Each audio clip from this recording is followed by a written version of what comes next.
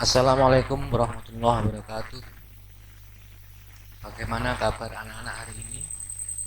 Mudah-mudahan senantiasa sehat selalu. Mari kita awali belajar. Sebelumnya kita berdoa menurut agama dan kepercayaan masing-masing. Berdoa mulai.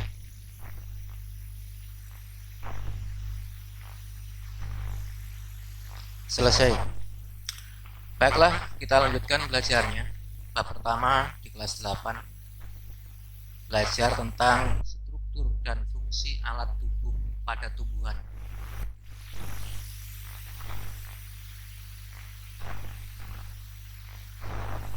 Pelajaran ini sebenarnya ada kaitannya dengan pelajaran di kelas 7. Kalian di kelas 7 pernah belajar tentang organisasi tubuh. Ya, tubuh makhluk hidup, hewan, tumbuhan, manusia itu tersusun atas satuan-satuan terkecil atau tersusun atas bagian-bagian terkecil. Tentu kalian masih ingat bagian terkecil itu. Ya, bagian terkecil itu disebut dengan istilah sel. Nah, selanjutnya sel-sel yang memiliki bentuk, struktur, dan fungsi yang sama biasanya berkelompok membentuk suatu suatu jaringan. Kemudian bermacam-macam jaringan bekerja sama dalam tugas dan fungsi tertentu membentuk organ atau alat tubuh. Nah, pada manusia itu banyak sekali organ atau alat tubuh, kurang lebih ada 79 organ, termasuk mata, kemudian hidung, paru-paru, telinga, jantung, dan sebagainya. Itu adalah organ. Nah, baiklah. Apa itu organ?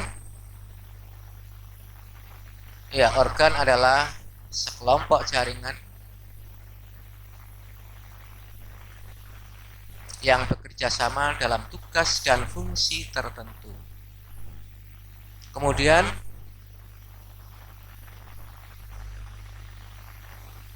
beri contoh organ yang dimiliki oleh tumbuhan.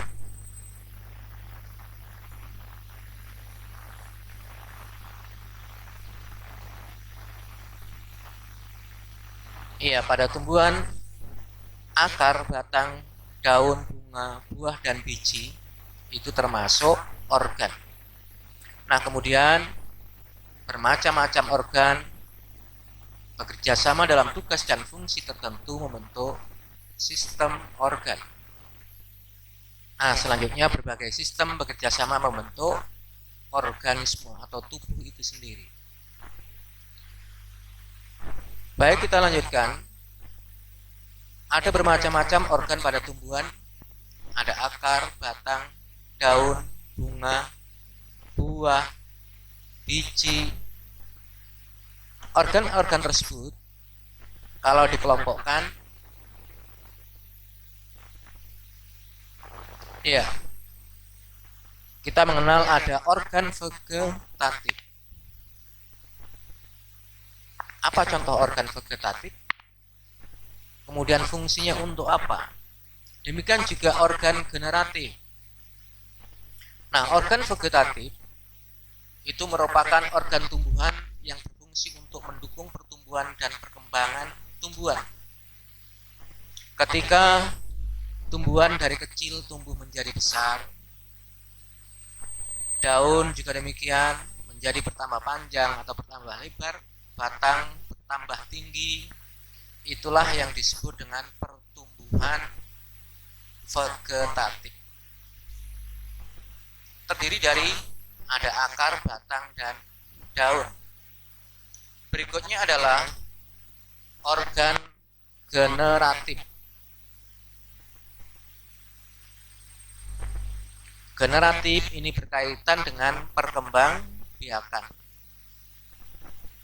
Jadi berkaitan dengan proses perkembangbiakan generatif atau perkembangbiakan seksual. Ya, bunga, buah, dan biji itu berhubungan dengan perbanyakan tumbuhan atau perkembangbiakan. Baik, kita lanjutkan. Pada pelajaran kali ini, sesuai dengan judul di awal tadi, mempelajari tentang struktur dan fungsi alat tubuh atau organ pada tumbuhan. Kita awali dari yang pertama, yaitu kita belajar dari struktur luarnya. Struktur luar dan fungsinya. Kita awali dari akar.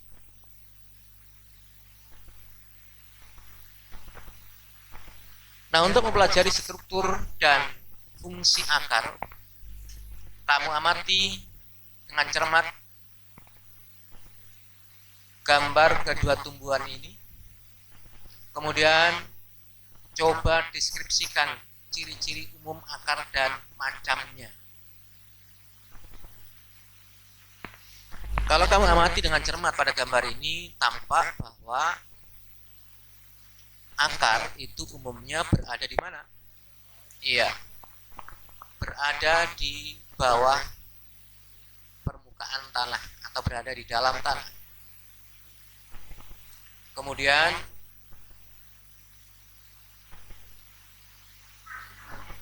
pada akar itu tidak ada buku atau tidak ada ruas-ruasnya. Jadi semacam polos ya, tidak ada buku atau ruasnya. Kemudian tumbuhnya biasanya ke bawah, ke pusat bumi atau menuju ke air. Dan warnanya tidak hijau, biasanya keputihan, kekuningan. Kemudian bentuknya ujungnya mengecil atau meruncing. Kalau kamu bandingkan kedua akar tersebut, tampak bahwa antara akar gambar di A dan B berbeda. Pada gambar A, akarnya kecil-kecil, ya, kemudian langsung menyebar. Yang demikian ini disebut dengan sistem perakaran, ya, serabut. Kemudian pada gambar B, yang demikian ini disebut dengan akar tunggang atau tunjang sama saja. Kita lanjutkan. Ya, kita pelajari tentang fungsi akar. Tentunya anak-anak sudah mengetahui bagaimana misalnya tumbuhan tidak memiliki akar. Atau sebagian besar akarnya terputus misalnya. Pasti tumbuhan akan roboh. Itu artinya akar berfungsi untuk menambatkan tumbuh-tumbuhan pada tanah atau medium tempat tumbuhnya. Kemudian fungsi yang kedua adalah menyerap air dan mineral. Ya, untuk diangkut menuju ke daun untuk membentuk apa? Membuat makanan. Kemudian beberapa tumbuhan akarnya mengalami modifikasi. Ada yang berfungsi untuk menyimpan cadangan makanan, misalnya pada singkong, kemudian pada bengkoang. Ada juga yang berfungsi untuk menyerap oksigen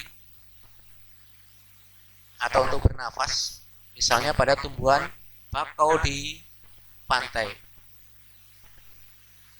Kita lanjutkan. Iya, ada catatan di sini pada wortel dan loba. Akar tunggang berfungsi untuk menyimpan cadangan makanan yang akan digunakan oleh tumbuhan selama membentuk bunga dan pembentukan biji.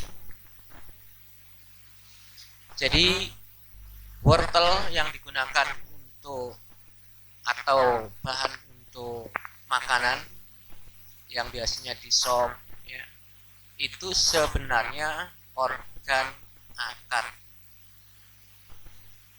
yang membesar karena berfungsi untuk menyimpan cadangan makanan. Cadangan makanan itu digunakan oleh tumbuhan selama membentuk bunga. Nah, oleh karena itu tentunya anak-anak bisa menjawab mengapa memanen lobak, memanen wortel itu sebaiknya sebelum tanaman itu membentuk bunga atau sebelum berbunga, lebih-lebih berbiji. Karena kalau tanaman itu sudah berbunga, maka dia akan memanfaatkan makanan yang ada di dalam akar yang membesar tadi.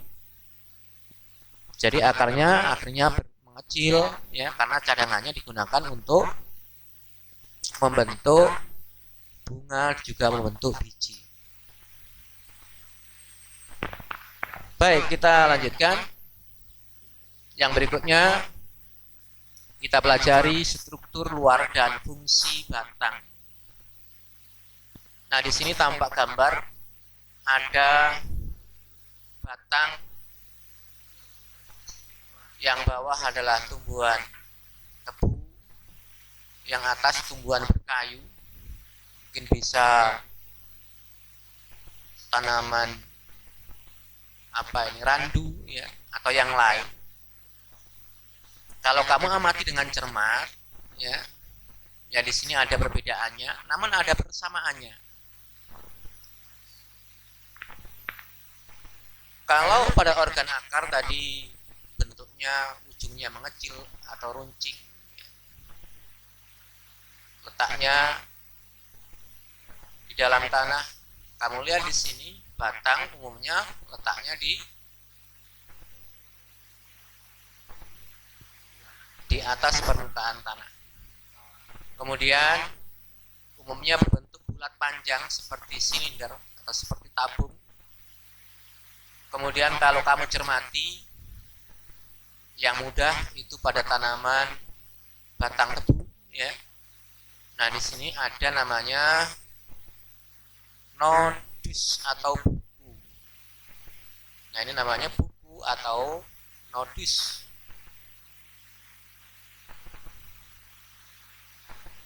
Jadi pada batang itu memiliki buku atau berbuku-buku. Kemudian jarak antara nodus satu dengan nodus yang lain disebut dengan istilah internodus atau ruas. Nah, pada batang yang ada di atas, yang sudah tua ini, nodus dan ruasnya tidak tampak jelas. Kita lanjutkan.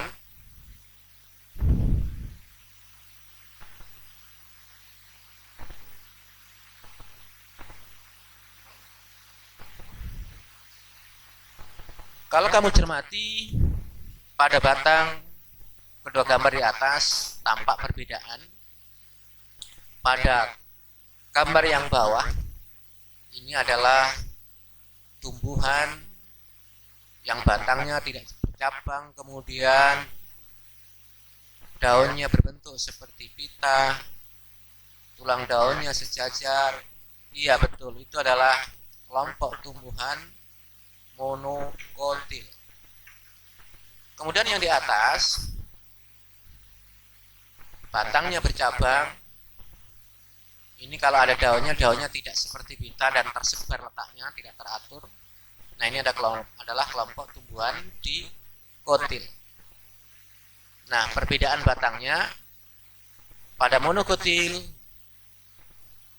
ruas atau buku-bukunya nampak jelas. Sedangkan batang tumbuhan dikotil, ruas-ruas batang tidak tampak jelas. Memiliki tetapi tidak tampak jelas. Kita lanjutkan yang berikutnya. Apa fungsi batang?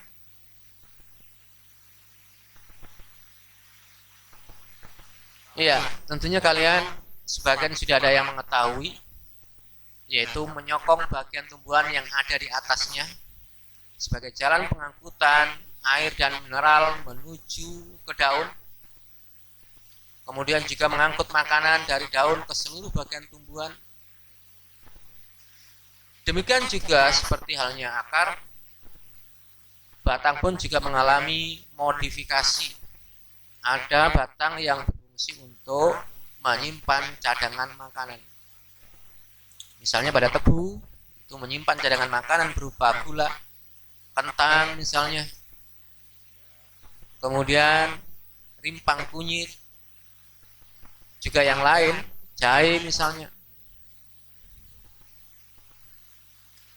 Jadi pada kentang yang digunakan untuk sop misalnya atau untuk membuat kue, ya, juga pada kunyit itu walaupun ada di dalam tanah, sebenarnya itu bukan akar, melainkan organ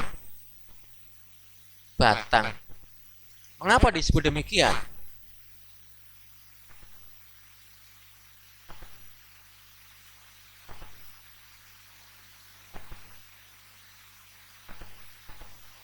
Ya, contohnya ini.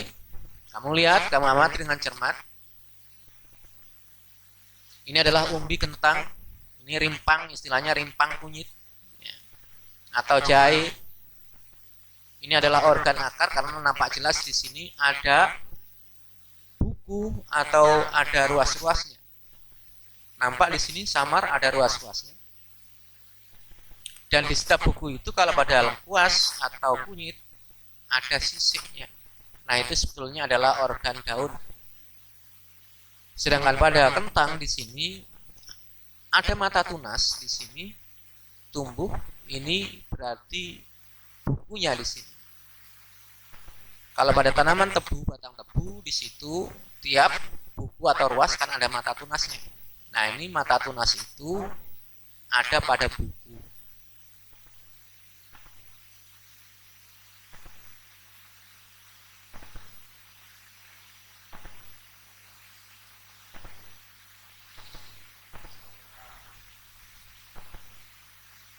Kita lanjutkan sekarang, kita pelajari struktur luar dan fungsi organ daun. Iya. Terlihat di sini, ini adalah organ daun. Warnanya bagaimana? Iya, kemudian letaknya di mana? Iya, menempel pada batang. Kemudian warnanya hijau karena banyak mengandung klorofil. Kita lanjutkan. Amati dengan cermat pada daun gambar A, B, dan C. Perhatikan dengan cermat di sini pada daun itu ada urat-urat daun atau tulang-tulang daun. Ini polanya ya nampak sejajar di sini seperti jala. Ini nampak sejajar juga. Ya, tentunya kalian masih ingat ketika belajar di sekolah dasar atau di kelas 7 dulu. Dengan memperhatikan peruratan daunnya atau tulang-tulang daunnya, kelompok tumbuhan apakah yang dimiliki peruratan daun pada gambar A, B, dan C?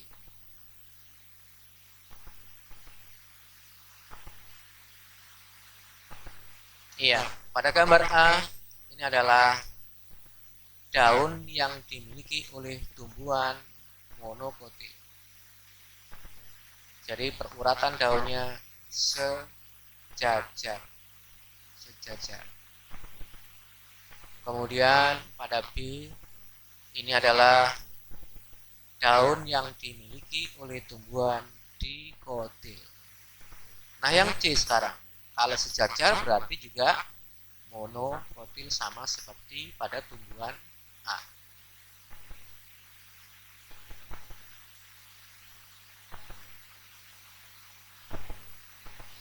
Kita lanjutkan.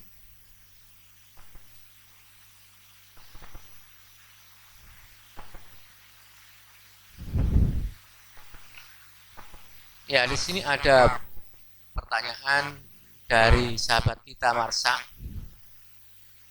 Berdasarkan karakteristik atau ciri daunnya, tumbuhan pisang dan rumput termasuk kelompok tumbuhan monokotil ataukah dikotil?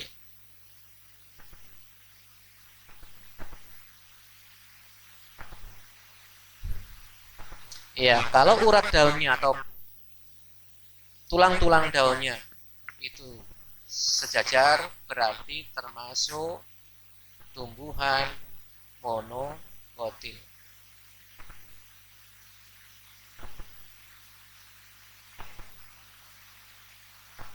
Kita lanjutkan yang berikutnya. Kita pelajari apa fungsi daun bagi tumbuhan. Ya, kita mengetahui bahwa daun untuk mengambil gas karbon dioksida atau CO2 yang digunakan untuk fotosintesis, juga mengatur jumlah air di dalam tubuh, yaitu dengan mengatur penguapan air, dan juga untuk mengambil oksigen atau untuk pernapasan.